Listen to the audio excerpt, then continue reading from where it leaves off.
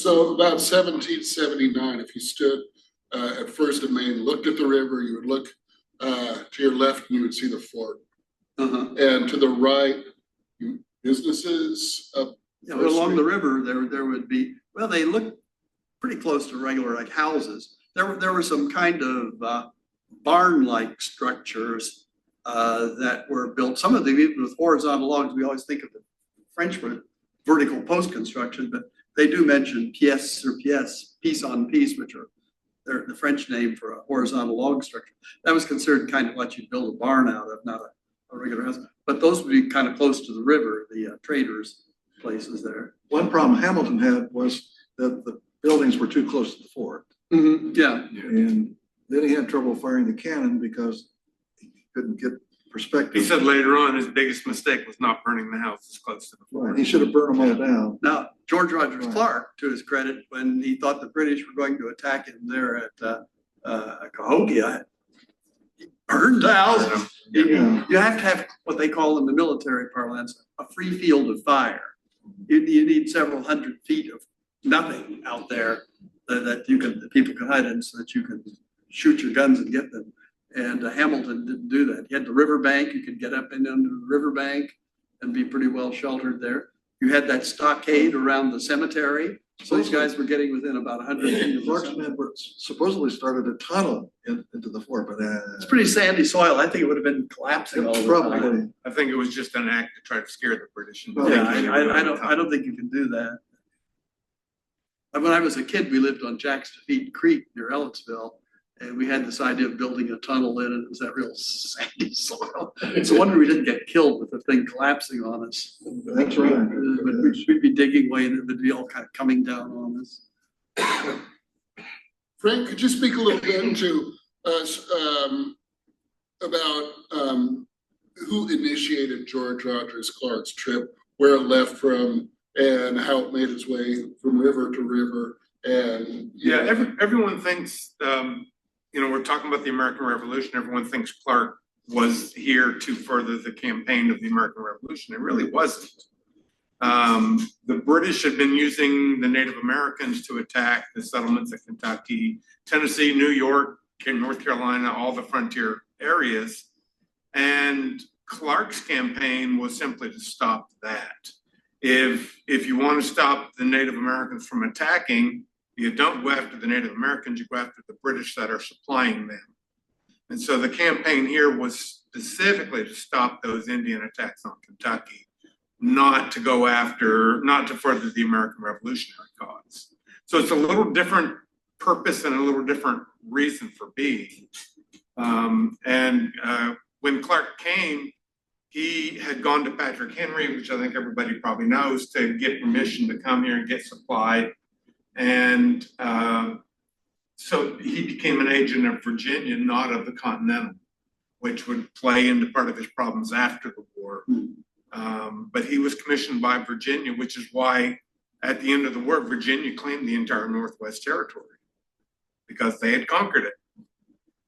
It all goes back to King County of Virginia. You go to the Williamsburg Governor's House, there's a map that was produced in the early 1700s that shows Virginia starting on the Atlantic coast and going all the way out to the Pacific.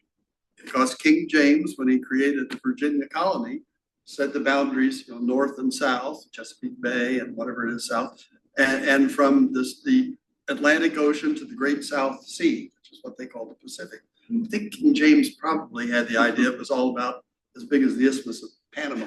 We didn't know how far it was, yeah. But Virginia said, well, we got this royal charter here. It says we claim all this land out there. Those French are encroaching on our land over there on the Ohio and the Wabash rivers. And they didn't take it up with Spain just yet.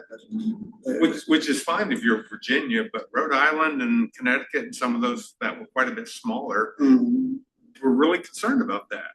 Yeah, there's a lot of jealousy between the colonies there. Why should we be fighting this revolution to benefit Virginia landholders? Wasn't part of the ratification of the Constitution was they had to give up those claims, right? Yeah, they said you got to give the up. Land Secession Act 1785, Virginia gave up those lands, which cleared the way for the Northwest Ordinance. Yeah.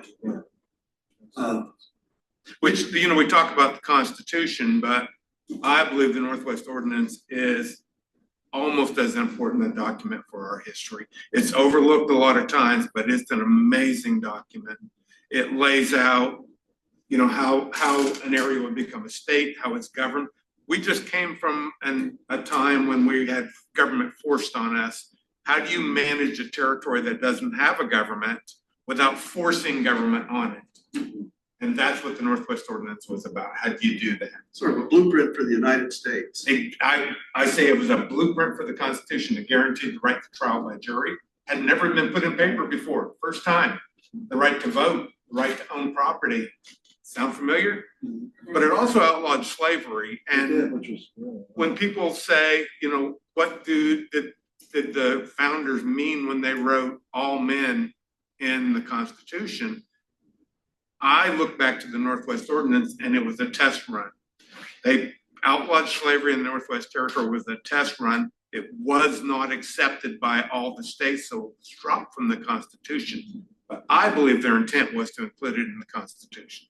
Abraham Lincoln, of course, years and years later in the 1840s and 50s, latched upon that. And he said, this is why we're here, because of this elimination of slavery, creating free, independent farmers and all. He wanted to create a yeoman republic kind of thing. He quoted the Ordinance of 1787, a big fan of it. And that's why Justice Roger B. Taney, when he was putting down that in his Dred Scott decision, said the Ordinance of 1787 was not validly arrived at. It wasn't enacted by the Congress. He specifically went after that. He specifically mentions that. No, that Ordinance of 1787. And we think of the ordinance as being just for the Northwest Territory, but 31 states in our United States were added by the Northwest Ordinance, including California. It was added to the United States through the Northwest Ordinance. States of government, yeah. We have territories today because the Northwest Ordinance says we can have territories. But the basis of the government is land. Right. I remember those 5 years when I was working as a seasonal ranger, we had that film we showed, and it'd always be America meant land. Thousands of acres of land, which meant social and economic independence for generations of immigrants from Europe. And that's what it is. It was about land. America was land. Very important point, and that is that people coming from Europe, your ancestors and my ancestors, they weren't able to own land. No. And land was connected with freedom, with the ability to be independent. It was very important. So I think Nancy had asked the question, who's the primary author of the Northwest Ordinance? Oh, I've looked that up, but I don't remember that off the top of my head. Jefferson was involved in the writing, but he intentionally stayed out of an author because he was working on the Constitution. He didn't want to appear like he was driving home that point. So he did not take part in the writing of that. I don't quite remember, but it was a land company. They'd worked out a deal where they had bought up all this continental currency, worthless, not worth a continental. And they persuaded Congress to say, we're going to redeem that at par. If it says $1, we're going to give you so many ounces of silver for it. And it was about land. So they said, then they went out with all this continental money and they bought land out west in Ohio, basically, Ohio. And they said, well, we got to get people to want to move out here. Well, let's give them, freedom of speech, freedom of religion, and all that. And we'll come up with a way of surveying the land so that everybody will get their own free shares. Look at that mess they had down in Kentucky, where it was all meets and bounds from this creek to that hollow. Right. And this way you'll get the land, it'll show you exactly where it is. We'll have these land offices, and the income from that land office will be the big source of income for our government, not tariffs, For a not long time. not taxes. It's the land, the sale of the land office. I think we should have a memorial here in Vincennes, a big sign about the Vincennes land office Well, here. Battle Days, the marker is right outside the window. And it needs to be restored. Well, surely VU takes Talked about pride it. in The their Kiwanis ownership. put it up in 19 76. That's because ballet was on the university. It's on my board. list, Dennis. And we had the Vincennes Library Company books down in the basement here. See those, I don't think they're there anymore. You think how important land was to people. You know, Lincoln was in the Black Hawk War and he had a piece of property like in Kansas. He was really proud of that. He never saw it. He never went there, but he owned that. I think it was 100 acres or something, you know. It's kind of like when I was a kid, one of the cereal companies, you could buy 1 square inch of moon. Or I think another one said you could buy a square inch of Alaska. In Alaska, that's That right. was in 1959. Clark's men after the war were granted land grants in Indiana. Most of them never saw the property, never came here. Sold it before they ever got here for a fraction of its value. They were over by Clarksville. Yeah. Yeah. Sure were. So land was an important factor in this. The British had originally said that was one of the causes of the war. The Right. British said no settlements west of the Allegheny Mountains. But even then, they were saying, well, that's a temporary expedient, and somewhere down the line, we're going to open up this land for particular aristocrats over in England, I think was buddies of the king. And that was Hamilton's primary goal, was to drive all the settlers in the West back across that line. Mhm. And that was his campaign, to bring all the Indian tribes together from the South all the way to New York. And there was going to be a Western push by Native Americans in 1779 had Clark not captured him. And you always wonder, how would that have changed the tide of the war? Fighting all this war on the East Coast is keeping them busy day and night. What if they now had another front? What would that have done? And you had to devote a certain amount of your troops to manning forts like Fort Pitt, Right. Fort Randolph, and all that to protect the settlers out on the frontier. That required a certain amount of effort. The year 1777 was called the Bloody Sevens Right. because Hamilton, in Detroit, the British powers in Detroit were instigating warriors to lead expeditions across the Ohio River. Yeah. One of the interesting things about the sport film is it does present a lot of viewpoints. Even you had the Patriots versus the Loyalists, but even among the Loyalists and even among the Patriots, there were different viewpoints. And among the British, it talked about that your working people over in London were not too happy about the war and the big embargo of American goods and particularly cotton and tobacco from the plantations. No, and if you look at the French that are here, they're caught in the middle. They're friends with the Indians. They've been under British control, even though they didn't like it. And they're terrified of the Americans. They've been told all these horror stories about it. So what do you do? And of course, the French didn't count anyway. We all learned in history that America started on the East Coast and moved west. Daniel Boone settled Kentucky in 1775. Nowhere does it tell you there's 600 people living in Vincennes at the same time Daniel Boone is settling Kentucky. They don't count. They're just French. We don't care about that. Well, that's some of what we call the new history. Is Yeah. these attempts to give attention to voices that in the past were not heard from, like women's viewpoints. Right. Abigail Adams there, she's a godsend if you're writing history of the American Revolution. Black viewpoints, Native American, that's a big one nowadays. Maybe Lydia Native Bacon American. here for 1812 is immensely important to our story. Sure. And you give all these different viewpoints. Like Edward Abbott had a very different viewpoint than Henry Hamilton did about conducting the war. Abbott was pretty sympathetic. He said, well, you've got these people that have been driven out by the war that are coming out into Kentucky, basically to get away from the war. Some of them even loyalists. Right. he thinks. And a lot went to Canada. And we really shouldn't be sending Indians down there to attack them. But then Henry Hamilton was the hardliner. He says, these people are traitors to their king, they deserve, and we need to unleash, they need to unleash the native powers, His Majesty's savage allies. When I was a kid, that was back in the 40s and 50s, they were always talking about unleashing the Gitmo. That was Generalissimo Chiang Kai-shek. We should send Chiang Kai-shek into Korea and settle things there. and all that. And I think the British sort of had that. We got all these, we don't have many British troops out here, but we've got a lot of Indians. We just got to point out those Indians, these Americans are going to take their land. And we got some guns and some knives. And they were on both sides. Yeah, Ken Burns talks a lot about the Iroquois and the expedition north that destroyed the villages and everything. And over a century before, the Iroquois just absolutely massacred the Hurons. Just there were very few Hurons left. And so there was conflict between those groups as well as settlers, pioneers, and tribal groups as well. yeah, the Indians all had different viewpoints too.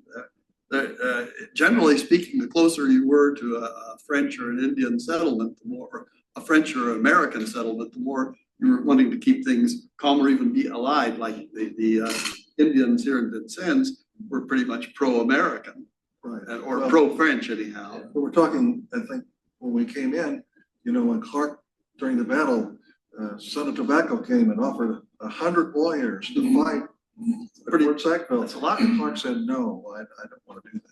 So, Yeah, well, he wasn't But he entirely was smart. He sure. said, "You stay here and be my advisor." How smart is that? Yeah, you advised me. Yeah, he wasn't sure. Well, it's nighttime and these guys are pretty jumpy anyway. And you got some Indian and you might shoot the wrong one by accident. In fact, I came across in the Clark's papers where they were paying to bury some Indian that had been shot accidentally at Fort Randolph. You see an Indian and shooting. But yeah, there were Indians that were with the French and to some degree with the Americans. And then there were others that thought we get with the British, we can drive these. Their goal was to preserve. I think they thought, well, Kentucky's pretty much lost. There's all those things, but we'll make the boundary the Ohio River, and that'll keep them out of the Northwest Territory. Was the theory, and they needed British supplies and arms and encouragement to do that. So that was kind of their view. Then there were some that were neutral. They really didn't care too much. They just didn't want to get killed. one thing that the Burns mentioned, I think is very important, was hardship on families. Oh, And to tell a story of my life, in the 50s, I grew up, there was a guy that lived, his name was Albert Mason, and he'd actually been a boy during the Civil War. And he said, what a hardship it was when his father left, and here this woman, his mother was trying to maintain a farm, raise a family and everything. Tremendous hardship on those families, and without any social base to help them, needless to say. No, and the army suffered from the same thing. Men would join the army, but then when harvest came, they all left and went They home. took off, they went home. Yeah. Yeah, so it was hard to maintain an army and keep them there. you had these hardliner types that would hang a guy for desertion, but a lot of them said, oh, no, they've got a viewpoint, and make sure they come back. Yeah, at least in the Civil War, they often had soldiers' aid societies, like here in Vincennes we had one, that would kind of help out a bit. But you don't see that kind of structure down in the Revolutionary. In fact, wasn't that one wife there? She was talking about how she was writing a letter to her husband, and he said, well, I'll try to send some money to you. Right. And she was managing the farm. The other thing I thought was interesting in the Burns program was I didn't realize, even as much as I thought about the American Revolution, that there was a draft, and people were drafted, and people paid. I thought that was more of a Civil War thing, that you could pay somebody to be in your place in the Continental Army, which was kind of different. I don't hear that so much in the Revolution, but I guess they did that. Yeah, you'd hire somebody to take your place, or if you had slaves, you could even have them. Yeah. If you serve as my replacement, I'll maybe free you at the end of the war. Even the British were able to get a number of the slaves to come fight for them. That was Freedom.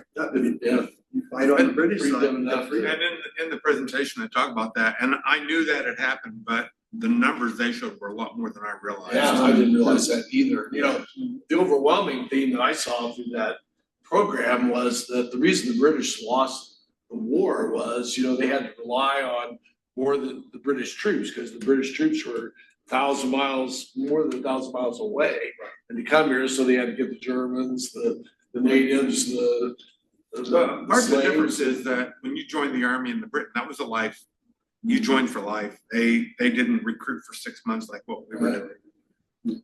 So to replenish those where, you know, we were birthing new soldiers literally during the. But the other thing too, their officers usually bought their commissions or got them because of their name, so not always the quality that you want. Thank you, Frank. That was a British system. You actually could buy a colonelship or something. Didn't the Americans do that? To some degree, but not as much, I don't believe. Don't remember. I think. George there was some Rogers of that. Clark certainly didn't. They, No, He was commissioned a colonel. The Hessians fascinate me, and they talked about the fact that the Hessians, some of them would desert, they just take off, and after the American Revolution, many of them returned to America with their families, which I thought was very interesting. there were some nice German ladies there in Pennsylvania they kind of took up with too. Pennsylvania Dutch. Yeah, yeah. A lot of the Germans wanted to come here after the war. But I would say something about how Burns's program reflects current values. And I thought about this. I started with the National Park Service in 1976, and I thought, well, if Ken Burns had been commissioned to create this program, how would it be the same or different than what we saw today? And maybe we could go even further. How is this program, how would it be different from the 300th anniversary 50 years from now? Right? it's pendulum, it swings back and forth. When the Clark Memorial was built, we were in an era of hero worship and could not have done anything wrong. He was a great and wonderful guy, and how can you question that? I think we've come the other side of that, but it'll swing back at some point. Sometimes swinging a little bit too far. that way, Sometimes so. swinging one way or the other, yeah. But the Lake Victorian was very romanticized. Everything was wonderful and great. Was the visitor center built about 76? In July open, I can tell you, Yeah. the opening day was July 4th, 1976. Oh, my, yeah, so that would have been prime time. So it'll be 50 years old this year. Yeah. That'll be 50, that's right, indeed. So, and there was a big conflict as to build it or not. I wrote letters, we all wrote letters to the Congress and everything, which is kind of interesting. And the most wonderful thing, Robert Loggeman lobbied to have windows in the visitor center. If he hadn't have lobbied for that, we would have been looking at brick walls forever. It was also the year of the first Living History event here, and was Yeah. done on campus here and shooting across hedge lines and all kinds of odd things, so. I'll tell you something else, which I think is fascinating. We fired live. What do you mean? We had a backstop that they would not let us do today. We had a backstop, we fired muskets and rifles, we would fire them. And if somebody came up, a man respectable like Mark, we let him shoot the long rifle too. Every now and then you'd wing a farmer over in the Illinois side. That's right, yeah, the ball go in the air. You would never do that now. Never do that now. Well, should we talk about how Ken Burns addressed George Rogers Clark a little bit? Yeah, let's talk about I was unable, I was disappointed that Vincennes really didn't appear in any of the available clips, so I tried to download some of the. That's episode 5, that was left out. A lot of people didn't stick around that long. Well, I heard it was like 2 minutes out of the 700 of the whole series. Well, Two, not many. I looked online and got some input, and first thing that came back was from artificial intelligence, like it or not, and it said in Ken Burns' 2025 12-hour documentary series, The American Revolution, George Rogers Clark is featured for his pivotal, often brutal actions on the Western frontier, portrayed by actor Josh Lucas, who has kind of a rough voice, I think. Bad guy. Kill him. Against British outposts We're and gonna get Native him. American allies was highlighted specifically his vow to destroy enemy forces. It says of the Frontier Campaign, the documentary explores Clark's Illinois campaign, including his capture of British outposts like Kaskaskia and his surprise winter march to retake Vincennes in 1779. It's a complex portrayal, AI says. The film presents a nuanced view of Clark, describing him as a formidable Indian fighter while also highlighting the brutality of frontier warfare, including his role in destroying Native American villages. Ken Burns' website says, sent west by the state of Virginia, George Rogers Clark vows to take British outposts and destroy any Indians who ally with his enemy. At Fort Vincennes on the Wabash River, he lines up 4 bound captives in full view of the fort and hacks them to death. Hack is a very strong word. Well, what are you gonna do? Would that have been true though? I mean, would they, I mean, wouldn't they just do I mean, this is gonna get really weird, but like, if you're gonna execute somebody, you don't hack them to death usually. Well, but see, I think the idea was that these Clark's men had been subject to attacks down in Kentucky on the frontier by tomahawk wielding Indians.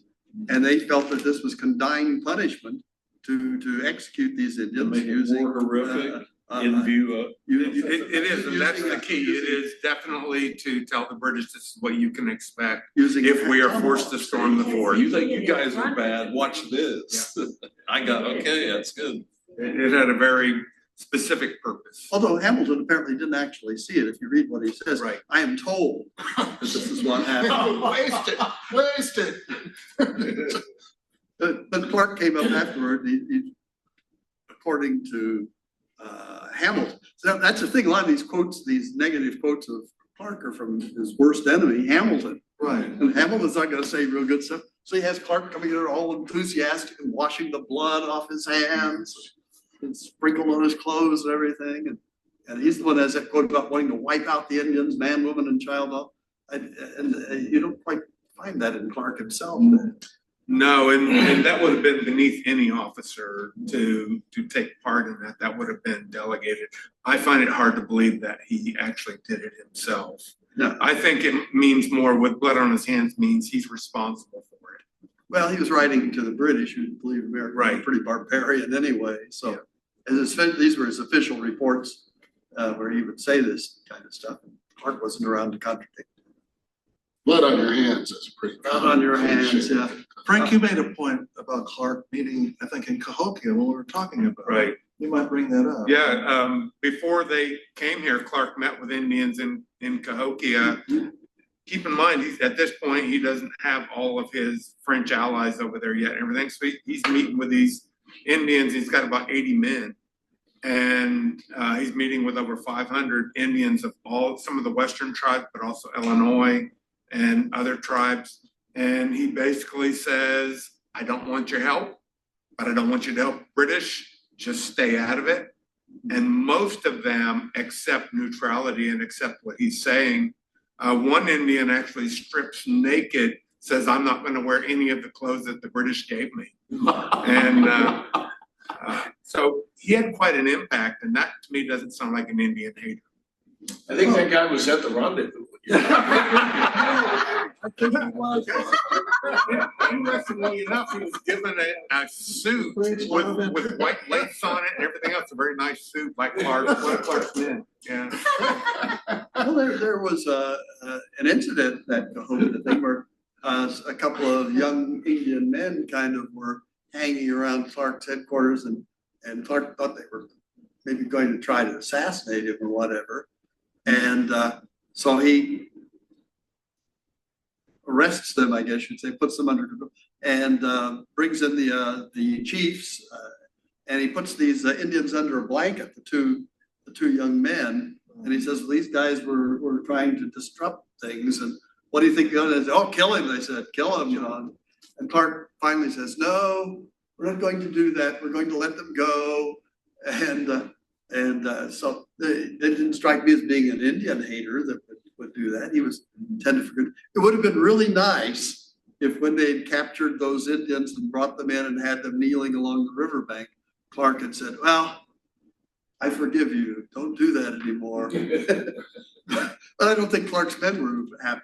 Here they come No. marching through 130 miles, 170 miles of swamp and everything. And they didn't want their commanding officer to be forgiving the Indians. No, and I've said many times, I think one of Clark's biggest accomplishments wasn't keeping Hamilton alive after the battle. Oh, yeah. His men hated him. They took him by land across Kentucky. Everyone in Kentucky hated that man, knew what he had done. That was quite an accomplishment to get him to Williamsburg. He ended his life in the Caribbean. Yeah, He was he was an officer governor. in the Caribbean. But Governor of Bermuda. I sort of picture him with his knee breeches rolled up.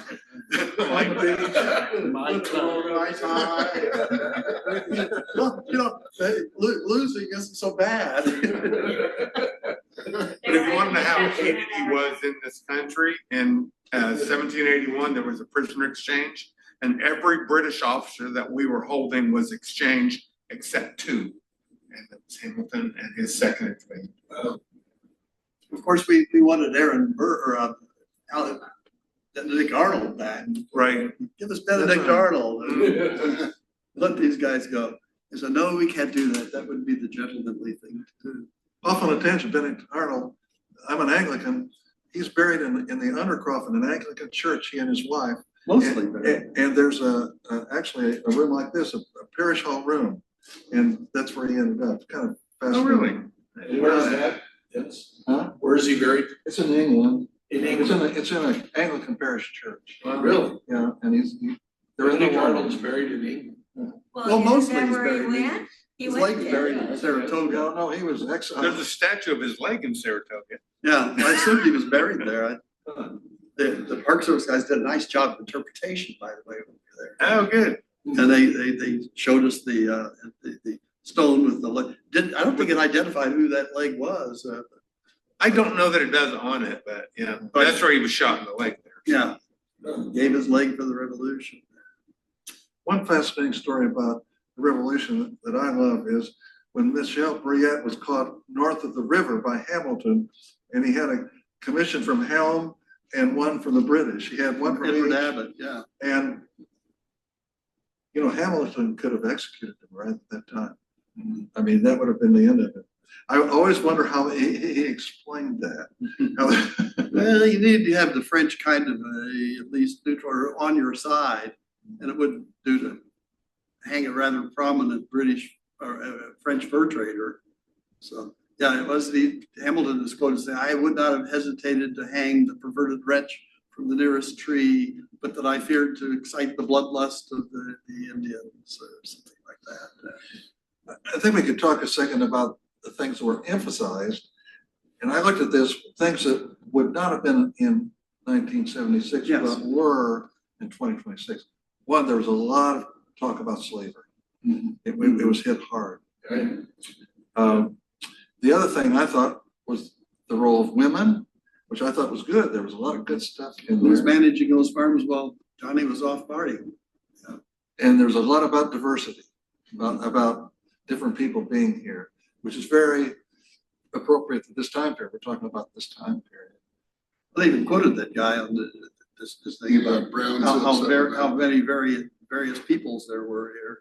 I was talking to Frank too, they were talking about the different religious groups. Of course, in America, most people were Protestant. And the Catholic Church was centered around Baltimore, of course. But they even talked about Muslim. How would there be Muslims? I guess it would be African Americans from Haiti were Muslim. Yeah, And well, some of them held on to some of their religious practices from Africa. You recall Kunta Kinte had that little statue thing, and yeah, but that was good to Kenty. That was interesting juxtaposition too, because we found out that a lot of that was plagiarized.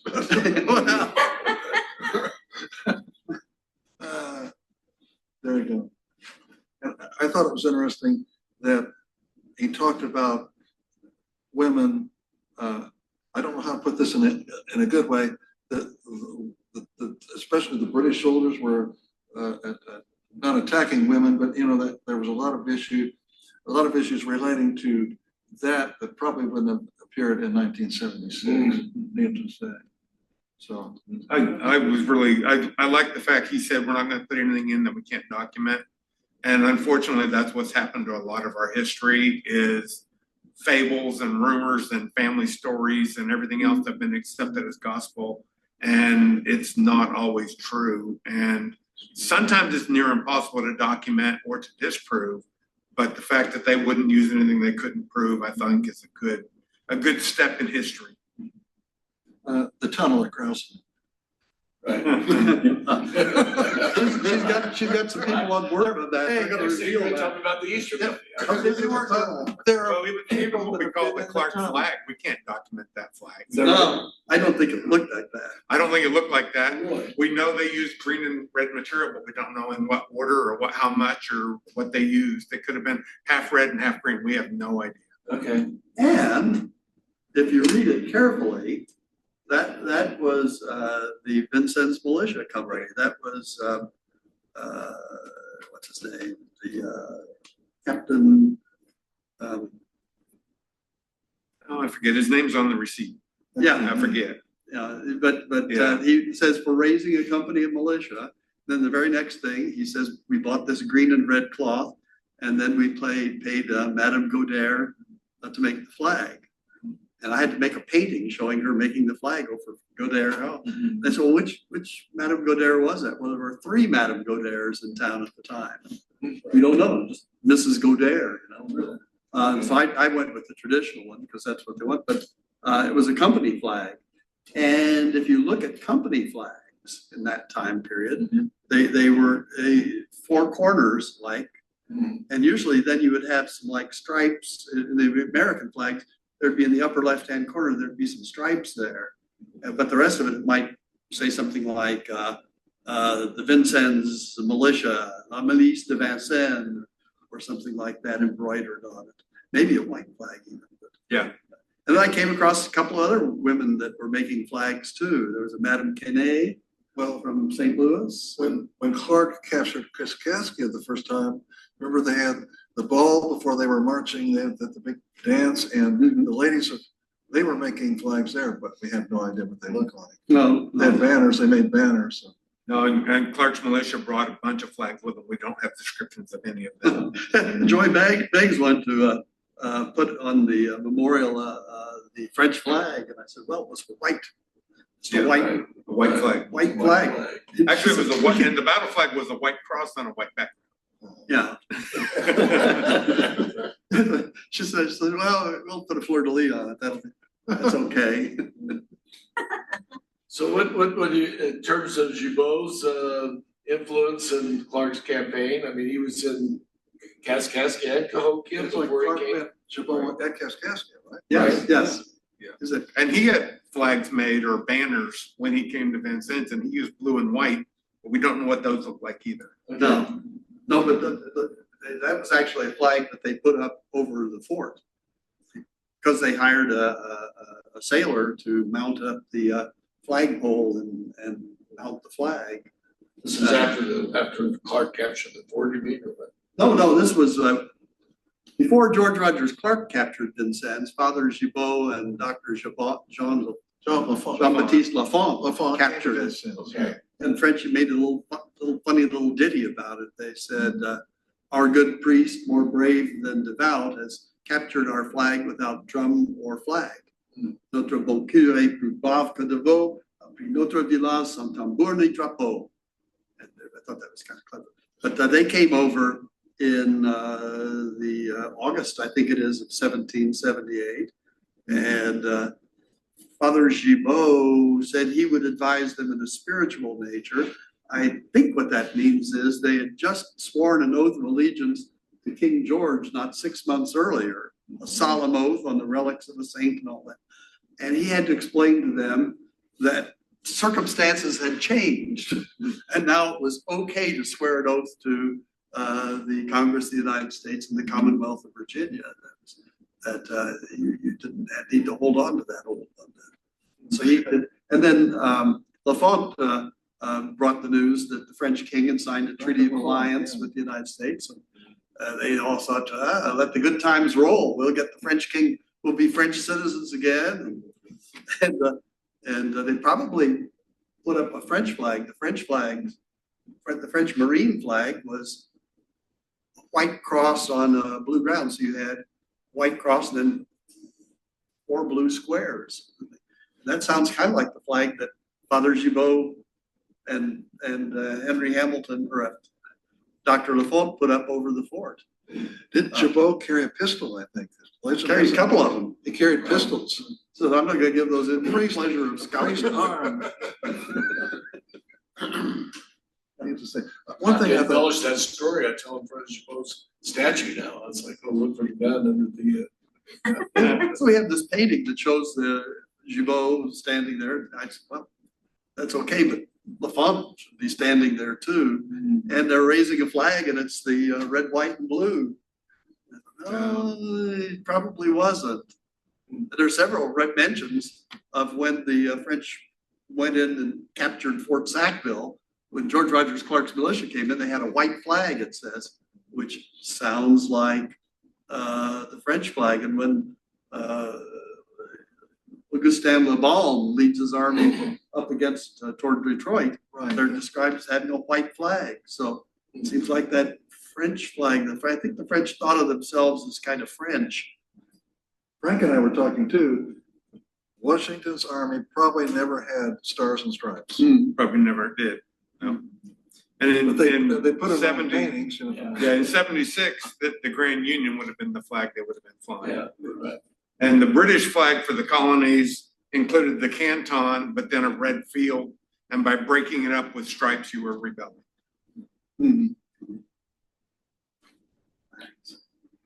Well, If I had a time machine, that's the thing I would look for, just those Yeah. flags. And uniforms. And uniforms, take some notes. Gets the carriage home. it's true, it's true. It's getting close to 8 o'clock and we should probably think about doing this again sometime.